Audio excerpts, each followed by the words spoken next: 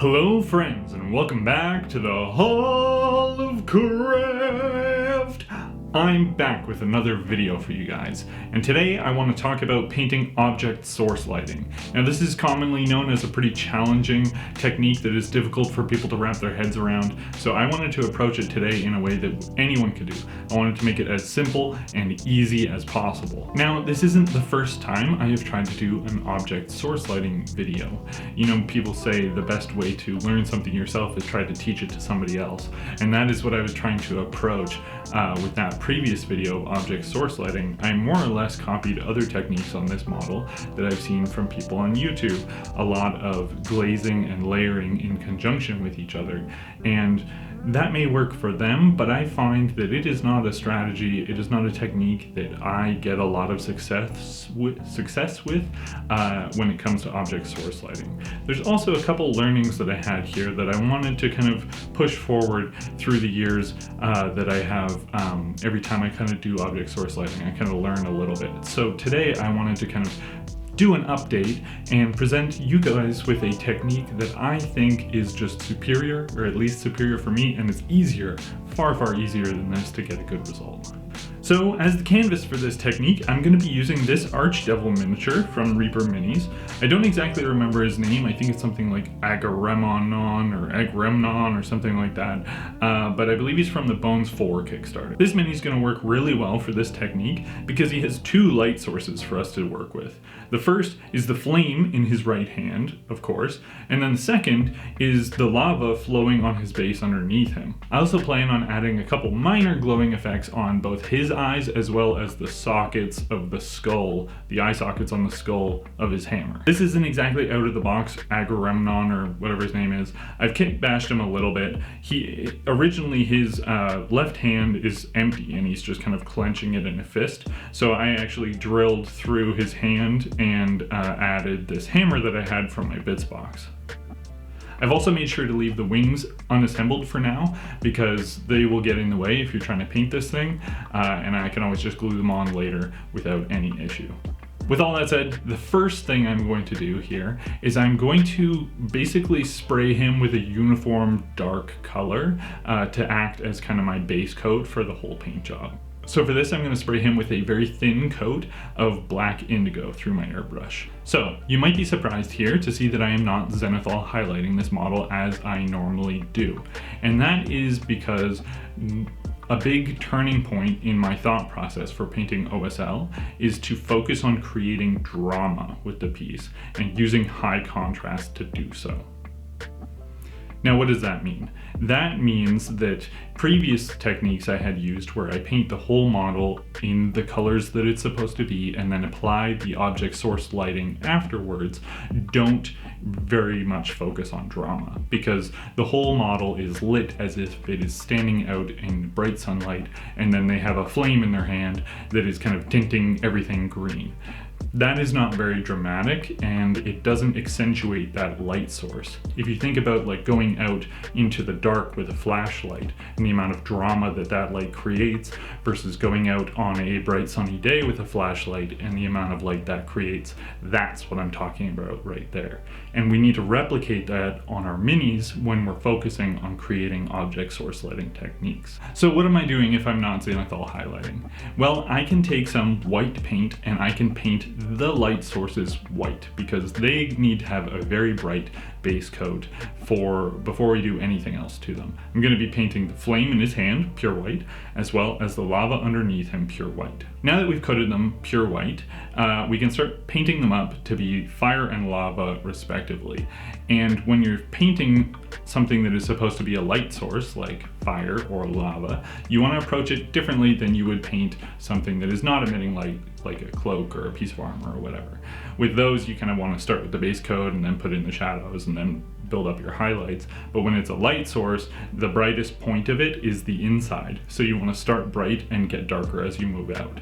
So for these, I'm going to start by painting them with the white, and then once that's dry, I'll paint them with bright yellow. Then after that's dry, I'm going to use a golden orange yellow, then more of a red orange, then a burnt orange, and then finally a blood red. And then for the tips of the flame and the tops of the bubbles on the lava, I'm going to come in with a coal black and just add a little bit, very sparingly, of black, and this is going to really help the rest of it pop off.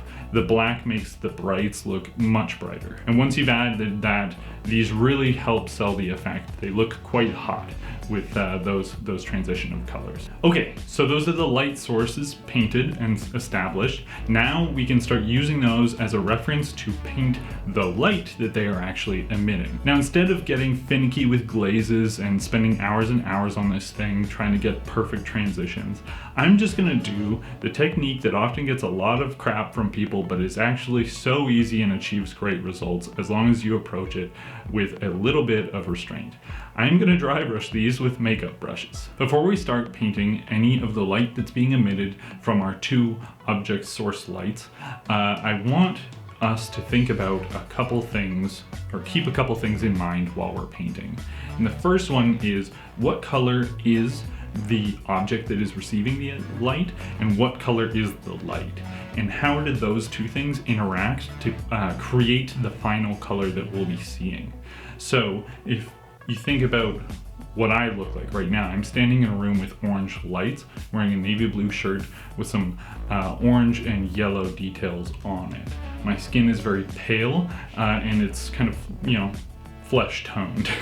So my skin receives the orange light, just looks a little warmer. My shirt still reads as navy and the oranges still read as orange. But if I change things here and I turn the lights up and turn them to red, my shirt looks different. It looks more of like a purple. The oranges look more red. My skin, because it is so pale, just kind of instantly transforms to whatever color the light is. This is very dramatic when we go green. Suddenly the oranges don't read as orange at all. They're some kind of like mixed green tone. Shirt reads as more of a greenish blue, and skin, like I said, just becomes green. Blue, similarly, just totally transforms everything I'm wearing. High contrast with the oranges. They look more kind of like purpley and red. The shirt is very blue. For us on this paint job, luckily we don't have to think about these kind of complicated like blue on top of orange transitions or anything like that, because we have a red skinned pit fiend with an orange light source. So if I change it back to orange, this is going to be more of what we're kind of dealing with. Now the second thing I want you to think about when working on any OSL project is kind of where the light is and what that would be doing to anything that is in the immediate vicinity of it. So for our model, he is lit underneath. So that is pretty easy to wrap your head around. That means that all of the undersides of everything are going to be lit from below with a kind of glowing orange light. But not just that, he also has the flame in his hand, and it's close to his chest. So similar to how I'm positioned now, the light will be kind of reflecting off of his chest, his shoulders. It might be hitting the side of his face, lighting him up, but the other side of him will be left in darkness. So this is how we kind of create that drama, through this lighting and through this lighting. Okay, now to finally put paint on this guy. So using everything we just talked about, I am gonna start by taking my darkest red that I used when painting the flames and start dry brushing that onto all the areas that would be affected by the light. Because the red is the darkest color being applied by the light sources, I get to apply this on the broadest area of the model. So covering like anything that would be receiving even a little bit of light is gonna get some dry brushing from this red. To help keep this straight in my mind, instead of trying to paint both light sources at the same time from the lava and the flame, I'm just going to start by painting what would be emitted from the lava underneath him. And then after this is done, I can go back and add the flame afterwards, and if those areas overlap, then they overlap. That's no problem at all. So the struggle of painting for YouTube is that my camera has a hard time telling the dark colors apart.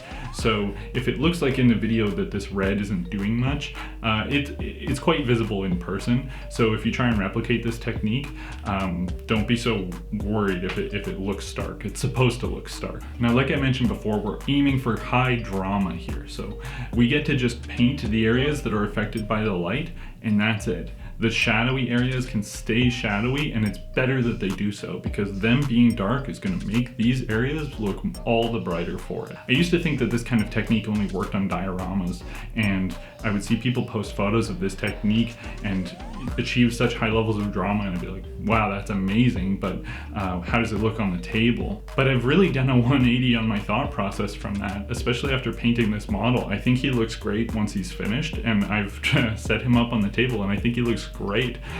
So I was wrong the whole time, and this is the new way I want to paint OSL moving forward. Now I'm basically replicating all of the colors that I used on the flame, but in the reverse order here. So after I've kind of established all of the red area, I'll switch to one of my darker oranges and then apply that to a smaller area, and then a regular orange, apply that to an even smaller area that is closer to the light source, and then eventually to orange yellow, and then bright yellow, only at the smallest areas closest to the light source.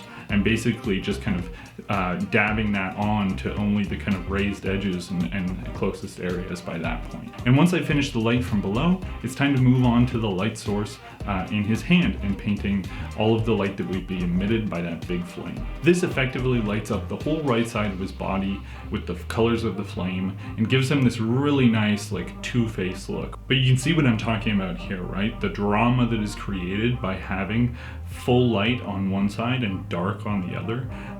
The light on the left would not be nearly as impressive if I had painted that whole left side of his body with reds and given it highlights. Now that that's finished, he looks amazing from this angle, and this technique was very, very easy to pull off. We've gotten away with so many areas of the model just staying black, which also makes this a very quick way to paint a large model like this one. Now that that's finished, he's looking very dramatic. We have a ton of light and dark contrast on this model. But from the other angles, he looks quite bare. And I wanted to kill two birds with one stone. The first is I wanted to get him looking good from all angles and make sure that he's not, boring from one side. And then the other thing is I wanted to sneak a little bit of color contrast in there. So what does that mean? Well, we have a lot of good light-dark contrast between the kind of illuminated areas and the dark areas, but we don't have a lot of color contrast. Everything that's on him so far is some yellow, red, or orange combination. What is the opposite of orange? It's blue. And the opposite of yellow is purple. So I want to take some blues and purples and kind of sneak them in there to establish highlights on the other areas of the model, and also just kind of make those oranges and reds pop that much more. So how am I justifying this? Well, I'm imagining that this model is outside.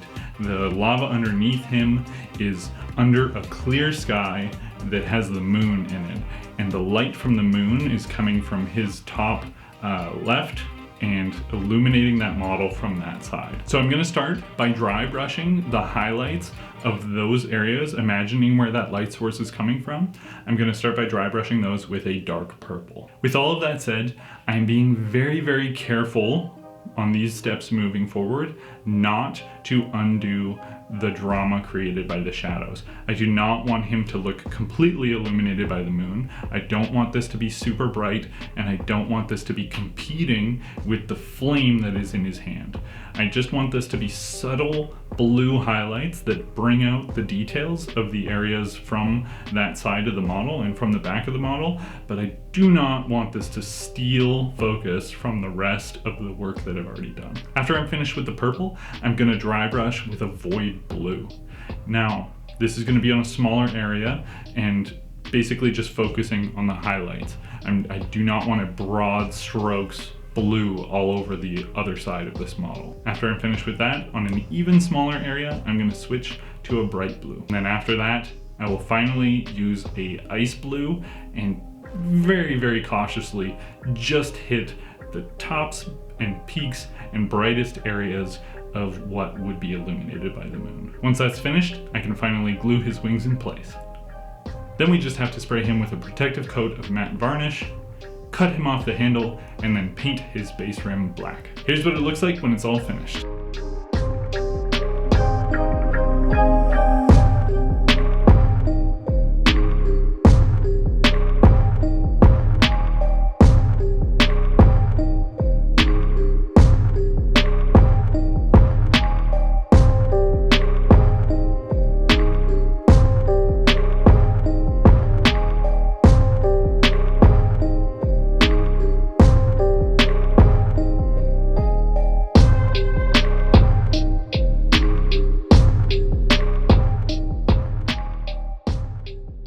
Well, that's it, friends. A quick video on how I like to paint OSL nowadays. Really happy with this technique. I feel like it's a huge unlock in my painting. I get to just paint an eighth of the model and have it look better than if I painted the whole thing. Really feels like I'm getting away with something, but I cannot stress enough just how easy this technique is. I really hope you give it a shot for yourselves. Anyway, thank you so much for watching. I really hope you enjoyed this video, and if you did, I have plenty of other crafting and painting videos that you can check out while you wait for the next one. Have a great week.